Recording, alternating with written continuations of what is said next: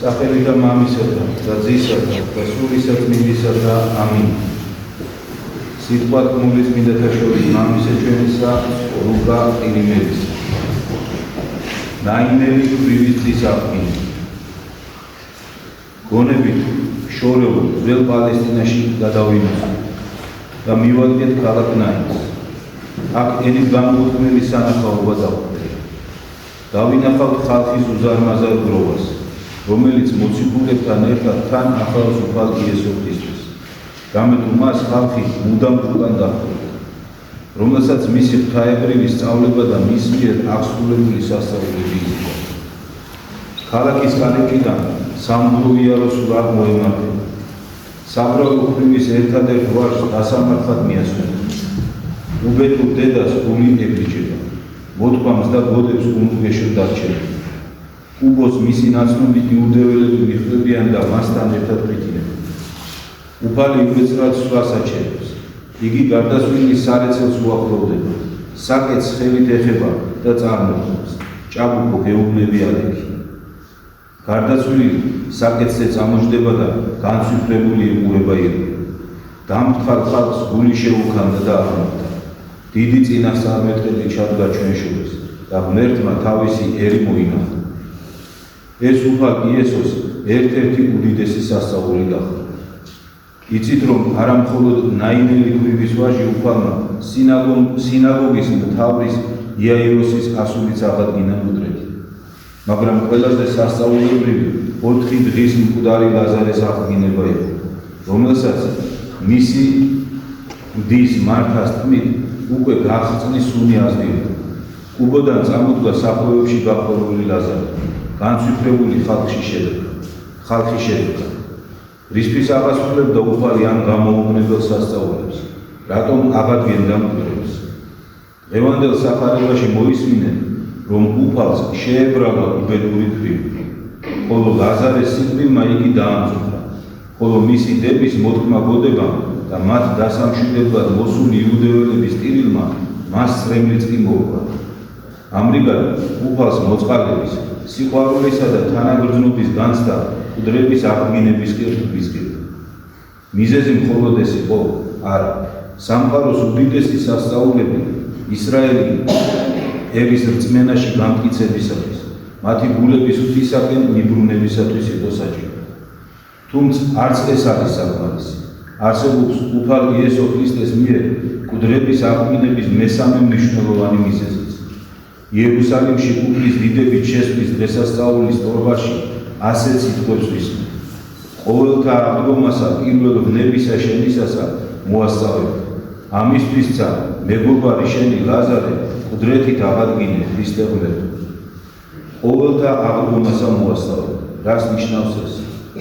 ეს ნიშნავს იმას, რომ ქრისტემ ლაზარე იმისათვის აღადგინა, რათა საშინელი სამსჯავროს დღეს ყოველი ადამიანის მკვდრეთით აღდგომის შესაძლებლობაში დავერწმუნებინა და იმ ურწმუნო ხალხის აზრი გაფანტულიყო, რომლებსაც მიაჩნიათ, რომ სიკვდილთან ერთად ყველაფერი სრულდება და ადამიანი მარადილულ წვდიანში იძლება. წმინდა მოციქული პავლე ამბობს უმნიშვნელოვანეს სიტყვებს უფალ იესო ქრისტეს აღდგომასთან დაკავშირებით. უკვე თუ აღდგომა იმ მკვდართა არა არს, არცა ქრისტე აღდგომილარს. უკვე თუ ქრისტე არა აღდგომილარს, ცუდად სამიარს ქადაგება ესე ჩვენი და ცუდად არს სარწმუნოება ეგერთვენი. ვიპოვენით უკვე ცრუ მოწამეცა ღმრთისა, რამე თუ წამებთ ღმრთისათვის, ვითარმეთ აღადგინა ქრისტე, რომელი არა აღადგინა. უკვე თუ ნამდვილი მკვდარნი არა აღდგებიან, რამე თუ უკვე თუ მკვდარნი არა აღდგებიან, არცა ქრისტე აღდგომილარს და უკვე თუ ქრისტე არა აღდგომილარს, ამაუარ სარწმუნოება ეგერთვენი. ცოდავთავე სამება შინა თქვენთან ხართ აქამდე. ჩვენი სარწმუნოება ქრისტეს რწმენა ფუჭი და ამოვიქნება, თუ მკვდრეთით აღდგომას არ ვირწმუნებთ. უპირველესად ქრისტეს აღდგომას და შემდეგ საყოველთაო აღდგომას. მიპასუხეთ, განა უამრავი ადამიანის გულს არ ღვნის მძიმე შეკითხვა, თუ რატომ უშვებს ღმერთი ცოდვილების, ჩაგვრილების, ქვრივ ობოლთა ქონების მომხვეჭების, ფლიდების, ცრუ მოწმეების, გამყიდველების განსხვრომაში ცხოვრებას. რასაც საკმაოდ ხშირად ვხედავთ. რატომ უშვებს, რომ ღვთისმოსავი, მშვიდი, კეთილი, უპოვარი ადამიანები დიდ გასაწირში იყვნენ და ძლიერთა მხრიდან დევნას განიცდიდნენ. სად არის ღვთის სამართალი? სად? აღდგომაში, მდრეთით აღდგომაში. მიპასუხეთ, ჩვენ საშინელ დღეებში, როდესაც უბედურ კორიაში ამაზრზენი დანაშაულებები, ორთმოქმედებები ხდება, რაც გულმოწყალი ადამიანების შეშფოთებას იწვევს, შეუძლებელია უფალმა ამ გმირი ხალხის გაწყვეტა დაუშვეს. შეუძლებელია ეს არასოდეს მოხდება და თუ ეს ავაზაკი აგრესორები დაუსჯელები დარჩებიან ამ ცხოვრებაში, მათ მკვდრეთით აღდგომა და საშინელ სამჟალოზე წარდგომა მოეწყო და წარდგებიან ისინი თავიდან ფეხებამდე კორეული ბავშვების, ქალებისა და მოხუცების სისხლში მოთქმული. უსურგულო ყაჩაღები, რომლებიც მშვიდობიანი მოსახლეობის სახლებს წვავდნენ და შავი ჭირისა და სხვა დაავადებების გამომწვევი ბაქტერიებით სავსე ხუმბარებს ისროდნენ. წარდგებიან, რამე თუ აღდგომა მოეწყო, რადგან ქრისტე აღდგა და ამით აღდგომის რწმენა განამტკიცა. ხოლო ქრისტეს აღდგომა სიკვდილი, მარადიული სულიერი სიკვდილი დაამარცხა. და როგორც იგი ჯვარზე სასტიკი სიკვდილიდან მესამე დღეს აღდგა, ასე აღდგება ყოველი ადამიანი. წმინდანები სიცოცხლეში აღდგებიან, ხოლო ცოდვილი სამსჯავროში და იქნება საშინელი სამსჯავრო.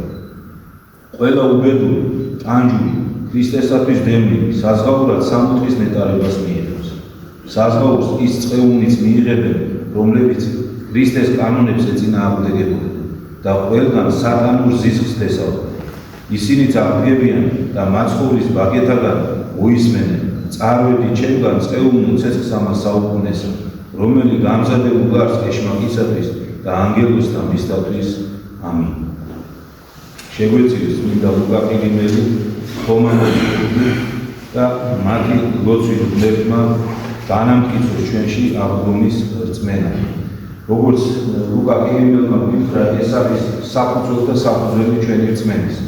პავლე მოციქულის სიტყვები ამაოდ არ მოიყვანა წმინდა ლუკამ და შეგვახსენა, რომ თუ ადამიანს აღდგომის არ სჯერა, მაშინ მისი სარწმუნოება სისულელე გამოდის. რისი გჯერა მაშინ ჩვენ? თუ ქრისტიანს აღდგომის არ სჯერა, მაშინ რა აზრს თელს ჩვენ სარწმუნოებას საფუძველს და საფუძველს აღარაფერი. ამიტომაც თითოეული ჩვენთაგანი მტკიცედ უნდა იყოს დარწმუნებული იმაში, რომ ჩვენი სიკვდილით ჩვენი არსებობა არ მთავრდება. ჩვენი სიკვდილით, დროებით ჩვენი სხეული გაიხსნება მიწაში ჩადის, ხოლო ჩვენი სული გადადის მიღმიერ სამყაროში, სადაც ელოდება მეორედ მოსვლას და სხეულით აღდგომას. თითოეული ჩვენთაგანი აღდგებით. და წმინდა ლუკა ყირიმელმა დღეს ვითხრა, რომ თითოეული ჩვენთაგანი აღდგება ორიდან ერთი რამისთვის, ან საუკუნო სიცოცხლისთვის, ან საუკუნო სატანჯველისთვის. და ნახეთ, რა კარგ შედარებას მოყავს ყველა ჩვენთაგანს, ძალიან ხშირად გვაწუხებს შეკითხვა, რომ ხედავთ ამდენ უსამართლობას, ამდენ ბოროტებას და ამ ბოროტების ჩამდენი როგორ ცხოვრობ. ხანდახან მოგეჩვენება ადამიანს, რომ ბედნიერებით ტკბებიან. სინამდვილეში ისინი ბედნიერებით, ასეთი ადამიანები ვერასდროს ბედნიერები ვერ არიან ამ სიტყვის სწორი გაგებით. მაგრამ ჩვენთვის ისინი ტკბებიან ამ ქვეყნიური სიამოვნებით. ასე ვხედავთ ჩვენ მათ. წმინდა ლუკა ყირიმელი ამბობს, რომ სამართალი აღსრულდება აღდგომის შემდეგ. აი, როდესაც ქრისტეს მსგავსად, როგორც ის აღდგა მესამე დღეს, კაცობრიობა, მთელი კაცობრიობა, ვინც კი ოდესმე დაბადებოდა, წარმოდგება უფლის წინაშე. აი, მაშინ აღსრულდება სამართალი. ამის გვჯერა ჩვენ ქრისტიანებს. აქ კორეის ომი არის მოყვანილი. წმინდა ლუკა ყირიმელი მე-20 საუკუნის მოღვაწე არის და ის ომია მოყვანილი, მაგრამ დღეს რა ვერ ვხედავთ ამ ომს ჩვენს გასში. თუნდაც აი ღაზას სექტორში რაც ხდება, უმოწყალო ხოცვა შლეტვა, ბავშვების, დიდების, პატარების საერთოდ არ არის, გარჩევა არ არის. აი ამის მოქმედნის ღვთის წინაშე წარდგებიან და მამის მოქმედნის ღვთის წინაშე ამოსვლილი იქნებიან აი ბავშვების, მოხუცების სისხლში. და ღმერთმა აშოროს ყველას ის სასჯელი, რა სასჯელსაც თუ არ შეინანებენ ეს ადამიანები მიიღებენ. ამიტომ ეს ყოველთვის გვახსოვდეს, ამ ქვეყანაზე რას არ უნდა ჩავიდგინოთ. ღმერთმა დაგვიფაროს, რომ შეგვიჩეს. აი ღმერთმა დაგვიფაროს, რომ ამ ქვეყანაზე ჩვენი ჩადენილი რომელიმე უსამართლობა შეგვიჩეს და დაუსჯელი დავჭეთ. იმიტომ რომ ამისთვის მე სასჯელს მივიღებთ იქ. და თუ ჩვენ აქ შევინანებთ და აქვე მივიღებთ სასჯელს ამ ყველაფრისთვის, მაშინ როდესაც ჩვენი აღლუმა იქნება, აღლუმა რომ ნამდვილად იქნება დღევანდელმა სახარებამ ეს დაამტკიცა და ქრისტეს აღლუმამ დაამტკიცა, ეს ვიცით. და თუ აქვე მივიღებთ სასჯელს ჩვენი ცოლებისთვის და მადლიერებით მივიღებთ, როგორც დამსახურებულ სასჯელს, ისე თუ მივიღებთ, მაშინ ღვთის წინაშე როცა დავდგებით, მათთვის აღარ მომიგებთ. უკვე ის სისხლი ჩვენზე აღარ იქნება, იმიტომ რომ მოვიხარეთ იმისთვის, ჩვენი დანაშაულებისთვის. ჩვენ ადრეც ვილაპარაკეთ და ზოგს გონია რომ ახსარება რომ თქვი, ამიტომ ამით ესე არ არის. დავით მეფსალმუნეს როდესაც წინასწარმეტყველმა უთხრა რომ მას ცოდვა ეპატია, კვლევებისა და მრუშობის ცოდვა, რომელიც მან ჩაიგია, მივიდა წინასწარმეტყველი და უთხრა რომ შენ ეს ცოდვა ღმერთმა გაპატია. მაგრამ მიუხედავად ამისა, დავით მეფსალმუნე სასტიკი სასჯელი მიიღო აქვე ამ ქვეყანას. მას საკუთარი შვილები აუმხედრდა. საკუთარი შვილი მოსაკლავად დაძებდა. და კიდე ბევრი დამხდა ამ გულარადი საკუთრისათვის. ამიტომ ვერ ვებრუნ უფალს, რომ როდესაც აღლუმა იქნება და მის წინაშე დავდგება, მაშინ სუფთები, აი მაშინ არ ვიყო გათხრილი ვიღაცის ჩავრაში, ვიღაცის მოტყუებაში, ვიღაცის ესე ვთქვათ შეურაცხყოფაში და ასე შემდეგ და ასე შემდეგ. აქვე ამ ქვეყანაზე მოგხადოს უფალმა თითოეული ჩვენი ცოდვისთვის ღვთის წინაშე სუფთები დავდგეთ. ერთმა დაგვეწყდა